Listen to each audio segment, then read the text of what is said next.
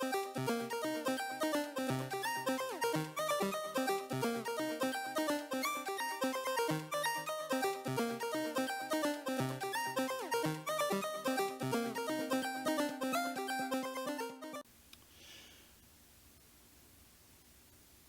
got another banger. I mean, I guess it's a bang. It was a lot of fun to watch. Hey, it's Vision Time. My name is Sebastian. We're out to our road to MSI. We got the upper bracket. I mean, the one upper bracket game. We got our first and second seed from Japan. We got Rascal Jet. I'm doing it again. Got Rascal Jesters versus Detonation Focus Me.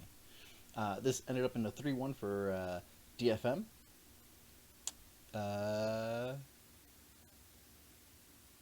This was cool. I mean, like, this had a lot of fun fights in it, particularly, I think, mostly on the side of Detonation, which comes as a disappointment because Rascal Jesters had pretty okay picks and bans, they had pretty okay vision, and overall, they were pretty good across the spectrum given the region.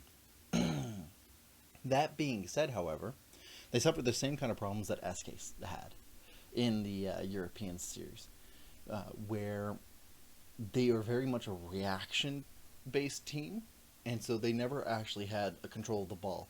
The difference being here is that unlike Fnatic, Detonation Focus Me here had a lot of control, but weren't over eager. They had a couple of mistakes here and there, so like it was a much more controlled, and they were much better at handling their neutral control objectives, or neutral objective controls, than I would evaluate Fnatic as. So, like, given this, I would say the best performing team out of the 12 now that I've watched would be DFM. Not by much, honestly. It doesn't give me very much confidence that they're just slightly better than, like, the 5th place team out of Europe. It's not very strong. But my point here. Vision across the board is serviceable. Rascal Jesters had slightly better vision denial, but they didn't have very active vision control to begin with. So they were much more reactive to whatever DFM was doing. And where DFM had a lack of vision denial, they were very much good at using their pressure to deny vision whenever they had a major lead. And that was fairly consistent across all 4 games. They had pretty solid leads for huge swaths of it. Again, game 2, they wasn't as clean, so they lost after a lot of botched engages. But that one wasn't as egregious as the way that Fnatic played their games. And it was rather night and day to see the top 2 teams compared to the other 4 teams in Japan, as opposed to, like, how North America and Europe, well, I mean, I've seen one game, but North America's teams played. And so, like, it gives me little confidence that Japan's not going to be hopeless when they make it there. Now, the pick and ban itself is DFM's biggest weakness. They do the same, they've maybe had one variation across all 4 games. All of their bans are exactly the same. The nature of their compositions largely cross the same kind of threshold, except for game 1, where they literally flopped the compositions over, where they literally switched. They were like, we're going to play it back, but this time we switched sides. And then they kept virtually the same composition for the next 3 games. And this is going to be a major weakness, because then it's very easy to prepare drafts for DFM.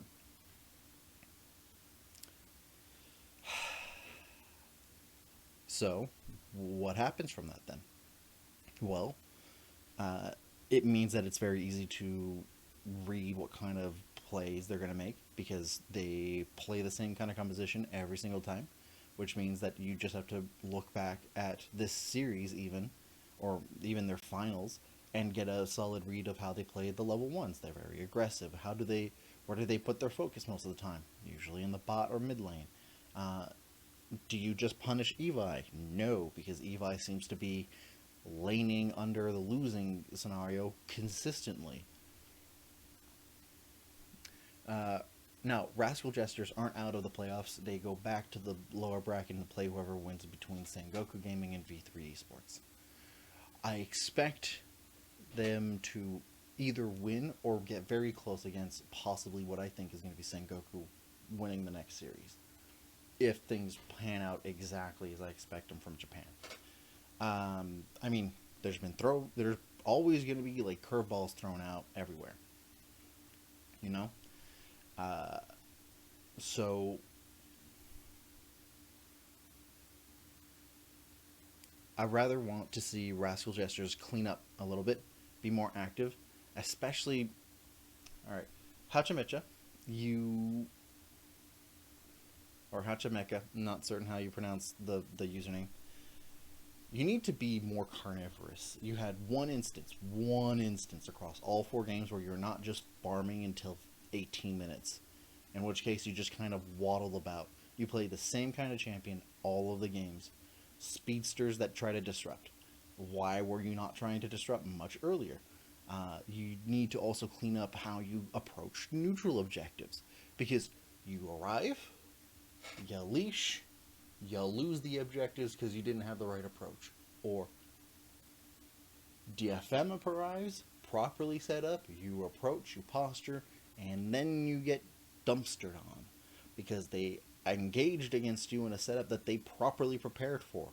You had 2 instances where that did not happen, and that's because DFM decided to botch it in game 2.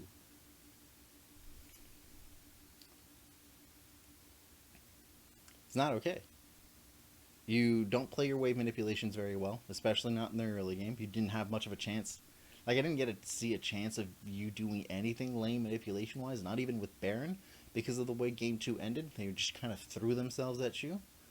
So, I hope by the time that their next playoff series happens on April 10th, that you guys have cleaned up much about how you approach your pick and bans, that they aren't not just reactionary or like a reaction-based pick and ban, that your vision is much more aggressive and useful, and not just doing vision denial. Like, keep up the vision denial. It's good that you recognize when those need to be removed, but you need to be more active just across the board, right? Because you've shown that you're a very capable team fighting team. You're very capable of understanding when another team is not playing to their strengths properly. So why aren't you using the advantages of that understanding of other people's team composition to understand how yours is supposed to win? Like, how do you not understand your own win conditions?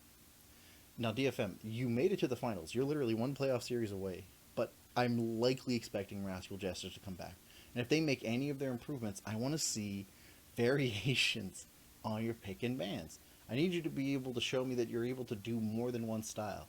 Because if you win the entire thing only doing one style, maybe 2, then you're going to go into the international tournament to MSI just like absolutely bewildered and lost because they all know how to counter you.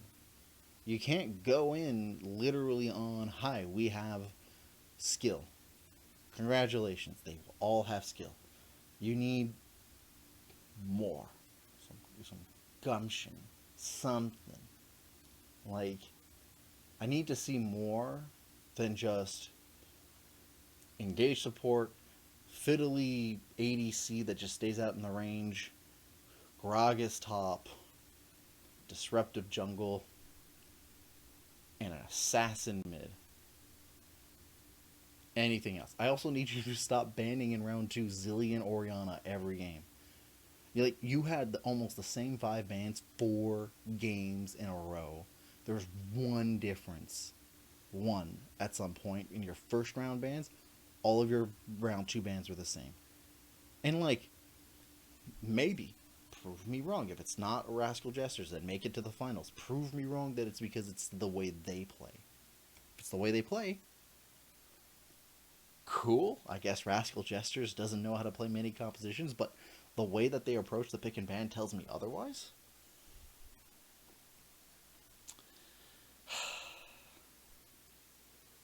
If I was to give a grade, I would give a B minus, but teetering on B for DFM, primarily because they still seem to be making like egregious mistakes every so often, but not as often as Fnatic. And I'd give Rascal Jesters a C plus. None of the teams so far here, and the 12 teams that have played, again, like I mentioned previously, have blown me away. And that's fine. That's to be expected, right? There are like events that will... We haven't gotten to the big three regions yet.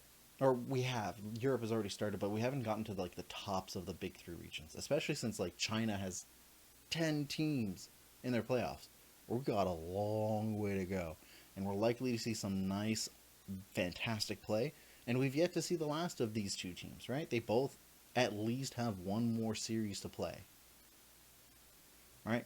Japan has 3 more series left in their playoffs, and then they're done. They'll be done around the same time every other region is done. They all have like a week of separation. It's just Japan plays them less frequently in the week.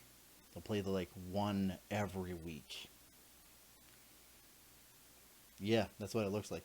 So, we have time. Maybe they'll have more chance to prepare and clean up their game. And I really hope so. Because, there's some... I was genuinely impressed by how clean the vision was done. Genuinely impressed by the way that DFM was, like, approaching their neutral objectives. They hit all the right steps. They didn't just immediately go to them during the timers. They didn't just immediately go to them when they had set up the vision. They didn't just, like, teeter around. They waited till their lanes and their wave were crashing in to put pressure in. They were making sure that they had something that made Rascal Jesters go off somewhere else or split their attention, or, like, there's, like, all the right steps given in to, like, approach all of the neutral objectives. All the right steps that when there's no neutral objectives to, like, set up wave pressure so that if they do get a pick, they're able to capitalize on something. Or, like, they were able to play still the lane so that they're able to get turrets. And, like, it seems like they were constantly playing and going through the right steps to, like, attack the... like, to continue the game to win. Like, they didn't just wait on a timer, unlike a lot of these teams, right? Most of the teams so far were very timer dependent, and I'm happy to see that that DFM is one of the first couple that, like, were actively playing to advance the game without having to be timer dependent. I don't think I remember seeing, like, there are games that had no souls in this series. That makes me really happy. And not, like, because, like, both teams had 3 dragons. No, like, sometimes it just never got to that point because they just were advancing the game properly. And that's a good sign. I just want to see them do more than one style, because if they don't do that, then they're likely going to get called out and punished for only playing one style. And they need to have a better approach to vision denial that isn't just let's make sure we're ahead, because then they're not going to be very good at denying information, because they didn't do anything to actively do so. They just got lucky that Rascal Jesters were not very good at, garnering information. They were great at denying information, but not garnering very much information. They played with very little of it. So, in Rascal Jesters, you have a couple of like, spunk out of your team. Honestly, like, other than recap, most of your players are fine. So, like, you have a chance. I don't expect any team to beat DFM out of the 5 other teams there's only 3 teams left. There's the 3 other teams left in the playoffs for Japan. Recap, you had a rough game. Clean it up, buddy. You'll get them next time. Otherwise, like 2 thumbs up across the board, DFM. Good job. You tied in impressiveness with Fnatic, but for different reasons. Appreciate it. Big thing to say. Leave a comment what you think down below. Let me know if there's any particular playoff series you're waiting for. What do you think so far? Leave a comment and subscribe if you enjoy this, and we'll see you next time. We got about 4 other playoffs for the day.